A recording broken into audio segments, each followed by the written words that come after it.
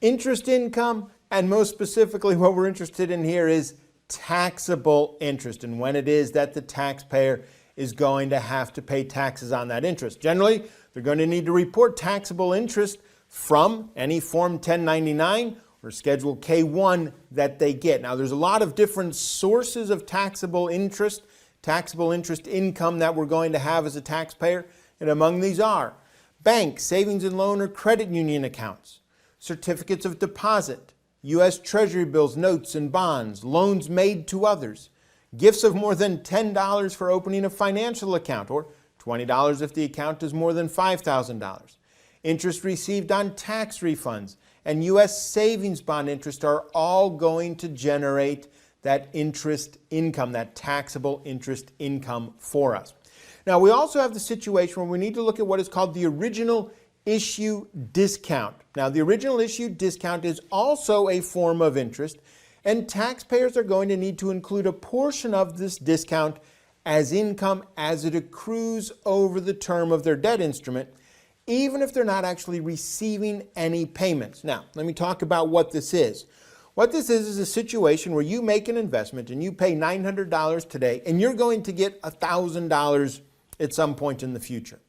Now, there may not be an interest rate, and nobody's paying you any interest over the life of this, but if you know that you're paying $900 now and you're going to get $1,000 in the future, that's interest. And it's just been discounted. Instead of you investing $1,000 and adding interest to that, they're just saying, well, the interest is going to come out at the beginning. You only pay $900 and we'll pay you $1,000 in the future. And so as that instrument goes through its lifetime, we're going to have to include our amount of income as it goes from value from the $900 that we pay to the $1,000 that we're going to get from that.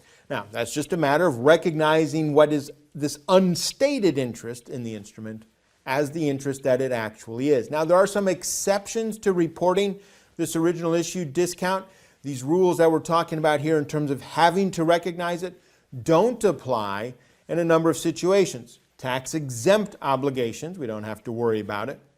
U.S. savings bonds, short-term instruments that have a fixed maturity date 1 year or less from the date of issue, and loans between individuals if a few conditions are all met. If the lender is not in the business of lending money, all outstanding loans between the same individuals total $10,000 or less, and avoiding any federal tax is not one of the principal purposes of the loan. And so what we're looking at here is if you loan your neighbor, if you loan your colleague $5,000, some amount, we're not going to have to go through this whole process of dealing with the original issue discount. But a lot of that interest that we get from a lot of places, unless it's specifically tax exempt, we're going to have to include, and we're going to have to pay taxes on that interest.